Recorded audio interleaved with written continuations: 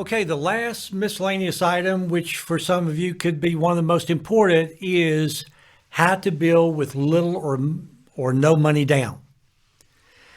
The way this part kind of developed is during the classes, I would tell students that when I started building, I had come through a major recession we had in metropolitan Atlanta in the early 70s. I didn't file bankruptcy. I came very close, and looking back, I probably should have. But everything I had my name on, they could come and get, most of which they came and got. And when I started building, I had zero money. I mean, if we went for coffee, and this was back when coffee was 25 cents, you would have to buy the coffee. However, I knew from my real estate experience how to do things for little or no money down. If you're in real estate, this may feel very common. If you're not in real estate or been around this, it seems like a big mystery. So hopefully this will clear up part of this mystery for you.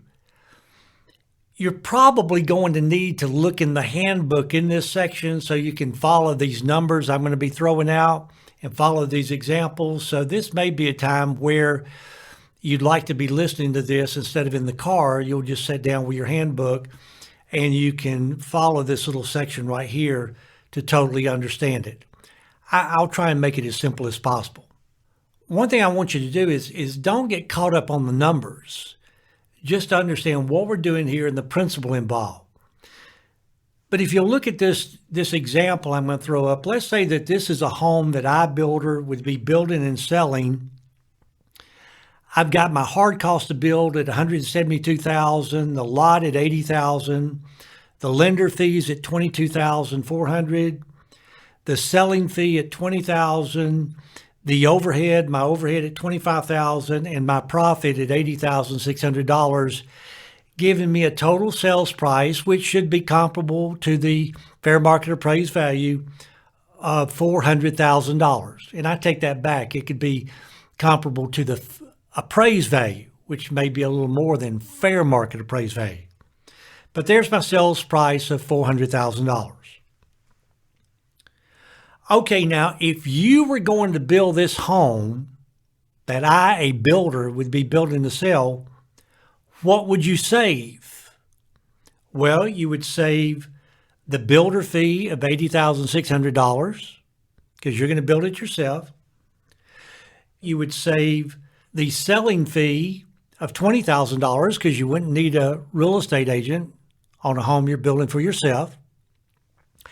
And your overhead in building your own home is going to be significantly less than my overhead because you don't have, offices and necessarily trucks, although you could have a truck, and just things that I incur that you wouldn't necessarily incur building your own home. So if you will look at the cost of the home, if you built it and you eliminated the builder fee, the selling commission, and lower the overhead, you'll notice that the total cost is $284,400 for the same home that I was going to sell to you for $400,000. I hope you see that and understand it. Okay, so the facts are the total cost of this home with the lot is $284,400. Now, if you subtract the lot of $80,000, the total cost of the home without the lot is $204,400. The appraised value, which was my selling price, and I can't sell it for more than it appraises for, is $400,000 if you look at the beginning. An 80% loan is normally 80% of the appraised value is $320,000. That's 80% of $400,000. The appraised value is $320,000 as probably the most amount of money that you would normally be able to borrow. Now, your 20% down payment, get this, your 20% down payment is free and clear title to the land. Most banks, if you will go in with free and clear title to the land, they will let the land represent your 20% down payment, and they'll loan you a maximum of 80% in which to build your home. Now, if you got your land in a cheap place where the value of it is not close to 20%, the bank may want you to kick in a little money, but in most cases, the value of the land, not what you paid for it, the value of the land. You may have had the land given to you, but if the value of the land in most cases is pretty close to the 20%, they will let free and clear title to the land represent your 20% down payment, and they'll loan you a maximum of 80% in which to build your home. Let's assume you have a friend or relative that will loan you $80,000 to buy the land. Now, just a minute, I'm going to show you what to do if you don't have any friends or relatives to loan you $80,000 to buy the land. And normally, if you're broke, you have neither one, friends or relatives. But right now, let's assume there's one last trusting soul that still believes in you, and they're going to loan you $80,000 to buy the land with the understanding when you finish your home, you will pay them back. On your financial statement, you're showing an unsecured note to friend or relative for $80,000. They are not holding the land as collateral for that loan. It's unsecured. If you're doing things right, you'll put it on the financial statement that you owe this money, but it's not tied to the land. You now have free and clear title to the land. So you put together your loan package. You go into the lender with free and clear title to the land. You're telling the lender you're putting the land up as your collateral, your down payment collateral, and you want to borrow $204,400 to build a home. And if you will notice, that is the cost of the home without the lot, $204,400. And your cost estimate better say $204,400. The bank now checks your credit. They verify your income. You qualify for a $204,400 loan. Way to go. They now turn your package over to their appraiser. This home, if you recall, appraises for $400,000, and they can appraise a drawings just as easily as they can when the home's there in all of its glory. It appraises for $400,000. The bank will loan you 80% of the appraisal, $320,000, or the amount of money you're asking for, which is $204,400, whichever is less. So they will loan you $204,400. You take that money, you build the home. There it is in all of its glory. You did a great job. I'm proud of you. You now go to your mortgage company, your permanent lender. You tell the mortgage company on a permanent loan, you want to borrow $284,400, which is the total cost of the home with the lot. They check your credit. They verify your income. You qualify for $284,400. They turn it over to their appraiser. Their appraiser goes out there. The home appraises for $400,000. The permanent lender will loan you 80% of the appraisal, $320,000, or the amount of money you're asking for, which is $284,400, whichever is less. So they loan you $284,400. From that $284,400, you pay off the commercial bank the construction loan of $204,400, you pay back your friend or relative the $80,000, and you have nothing in you can't do this. I've been doing this for years. And for you people that are sitting there making this complicated, God bless you, go for it. It's just as simple as I presented right here. Now, a couple of things I want to point out. When you begin construction, so you don't have any trouble getting this money to pay off your friend or relative the $80,000, after you begin construction, tie your friend or relative's loan, $80,000 loan, to the land. And you think, well, how do I do that? Contact a real estate attorney. They can do it for you. That's why God gave us attorneys to handle all this stuff for us. Tell them you want to tie their $80,000 loan to the land. That way, when you get your permanent loan and they go to public record, they see you have a first mortgage to the commercial bank for $204,400. They also see that you have, in essence, a second mortgage payable to friend or relative tied to the property for $80,000. So there's no doubt you got to borrow $284,400, which is what you need. If you don't have the $80,000 tied to the land, you know, some of the lenders, they can just be a pain and say, no, on public record, all you owe is the construction loan. That's all we're going to loan you right now. After you've lived there a year, if you want to borrow more money, then we will loan you more money, but not now. So you want to avoid that little glitch. Now, some of you are thinking on the construction side, well, instead of borrowing $204,400, why don't we borrow $320,000? Well, first of all, you got to qualify for $320,000.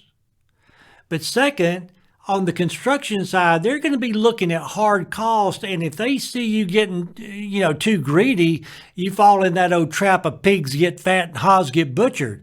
I mean, they're not complete idiots. If they see, there's no way the home should cost $320,000, then they're going to see what you're trying to do and they're not going to do it. I will say on the construction side, you better borrow money for the closing cost on the construction loan. You better borrow money for the projected interest on the construction loan. If you want to pad it a little bit to pay yourself during construction, go for it. Because if that money's not in the construction loan, you got to come out of pocket to pay that interest, pay those closing costs. And I don't want to have to come out of pocket for anything. And I will tell you, just food for thought, you can put all kind of numbers down there and they will appear to be legitimate, because you can go into the subdivision and see two identical homes in a given area and the prices will go from A to Z. You can put firm, hard, legitimate, honest Christian bids to justify anything you want. However, it's during construction that you shop your prices, what your cost, and you keep your costs down. So don't get too greedy on the construction loan. Now, on the permanent loan, some of you may say, well, why don't you borrow $320,000? You could borrow $320,000. First of all, you got to qualify for it. Second of all, you got to pay it back. However, if you want to borrow $320,000, and in essence, put about $40,000 in your pocket, go for it. There's nothing wrong with that. And the beauty of it, now you got to pay it back, but the beauty of it, borrowed funds are not taxable. People do this in real estate all the time. I mean, you wouldn't believe on big scales people do it. I remember years ago, a major developer in Atlanta, Scott Hudgens, he refinanced a major shopping mall. He put $100 million in his pocket, tax-free. Borrowed funds are not taxable. So if you want to go for the gusto, go for it. I have no problem with that. But again, you got to qualify for it and you got to pay it back. There are two major keys in making this work as smooth as I've just mentioned to you. Number one is you've got to be in an area where the appraisals are halfway decent. They don't have to be great, but they need to be halfway decent. And number two, you had better watch your costs. You had better watch your costs. You've got to do everything you can to stay within your budget. If you don't shop your prices and watch your costs, you will spend every dime you thought about saving in a heartbeat. So the two keys, a decent appraisal and watching your let's assume costs. That you don't have a friend or relative that will loan you money to buy the land. And that's where I was when I got started. I didn't have any friends or relatives, especially any that would loan me money to go out and buy a lot. And here's exactly what I did. Let's say Farmer Jones, for example, has 300 acres of land, and you go to him and you say, Farmer Jones, I'd like to buy 1 acre of your land up on the road, has road frontage. And I would like to go and what I want to do is I'd like for you to give me free and clear title to that land. And I'm going to go to a bank and borrow money in my name. And I'm going to build a home on it. And when I sell that home, I will pay you, let's say $30,000 for the lot. Now, this is how I got started. I went to a individual that owned about 300 something acres of land, and they lived actually down in Florida, and they inherited this land up in Atlanta. And I asked them to give me free and clear title to 1 acre of land. And I told them I was going to go to the bank, borrow money in my name to build a home on the land. And when I sold the home, I'd pay them X amount of dollars for the lot. And it was a 1 acre lot. And they did it on a handshake. Now, most people will, and you should draw something up in writing. And I would prefer, if they put up 1 acre, that they don't tie it to the land and they hold the land as collateral. That would be my preference, but if they do want to hold the land as collateral, that's okay. It may make it a little tougher for you because the bank understands what you're doing, but that's okay. As long as they're getting title to the property, they're going to be okay with it in a lot of cases. Now, what the landowner is doing, see the landowner, they're in the first mortgage position because they own the land. And what they're going to do is they're going to move down to a second mortgage position because whoever loans you money to build a home on that property, they either have to own that land free and clear or they have to be in a first mortgage position.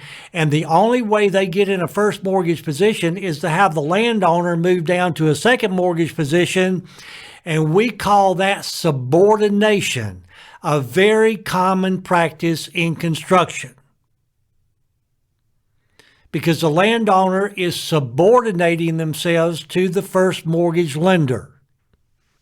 I know when I started out in construction, we just gone through that major recession, and there was so much property around. The banks, they were subordinating to everybody on land that they own, just to get people in there building homes on it, with the understanding when we built and sold a home, we'd pay them back.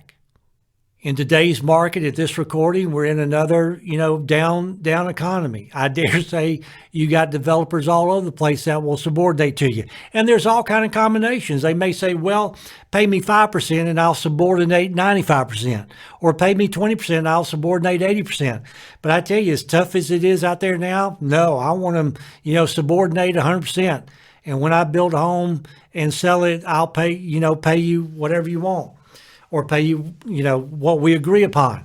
In the case that I had when I first got started, that landowner didn't even charge me interest, which is a negotiable thing. But some people may say, well, I'll sell it to you this plus interest until you pay me back. Just whatever you negotiate, whatever's fair. Now, when the market's really booming, you may go to a landowner and make this proposition to them. And they may say, well, why in the world should I do this with you? when I got people waiting in line to pay me $30,000 for this lot. Well, you may come back and say, okay, Mr. Landowner, yeah, if you sold it today, you could get $30,000, but if you'll subordinate it to me, when I build a home and sell it and I sell this home, I'll pay you $40,000. And see, the landowners, just like all of us, they're kind of greedy. They may rather have $40,000 tomorrow than $30,000 today. And what you're doing is the landowner is becoming a joint venture partner with you. And anytime you take on a joint venture partner, you give them part of the profit. So you give a little to get a lot. No pun intended. A very common practice in construction. I remember when things were booming, I told this to a student, and this student came back and said, oh, nobody will do that in today's market. And I went back and I got a realtor I know, go to the multi-list and pull up land for sale in Metro Atlanta. And I pulled out 3 or 4 listings where the seller in the listing put in there, seller will subordinate to a construction loan. And I faxed that to the student and said, what do you mean you can't do this in today's market? It's always available. Now, the only way you'll know if someone will do this is to ask. If you don't ask, you won't receive. I will say if you have like 10 acres of land and you are going to put up the land as collateral to build a home on it, just survey out 1 acre where the home is going and put up that 1 acre for collateral on the home. Don't tie it to the whole 10 acres because if you ever want to sell part of that land in the future, you don't want it tied into your 30-year home loan. So just survey out 1 acre where the home's going, put that 1 acre up for collateral to borrow money to build a home.